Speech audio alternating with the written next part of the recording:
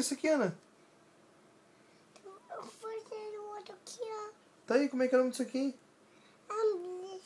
É o quê? Como é que é o nome? Fala pro pai para não entender o nome. Eu não entendi. Como é que é o nome disso aqui? Vamos passar um?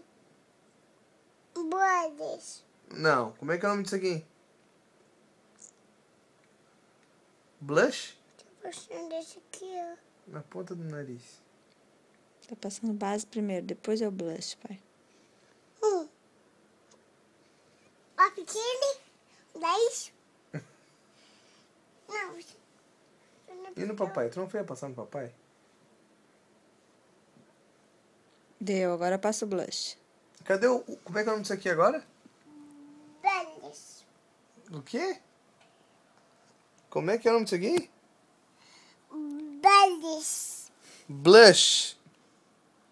Repete com o papai. Blush. E onde é que se passa o blush? O quê? Outro. Onde é que passa o blush? Na boca? Xixi. É. Aulas de maquiagem com Ana Luísa. Pra Onde você passa o arrasar no carnaval. O pato. Passa um blush em mim, então. Esse aqui. Como é que é o nome desse daí? É. O que é isso aí? Não, o que é isso aí? Isso aí não é sombra. É. É brothers. Blush.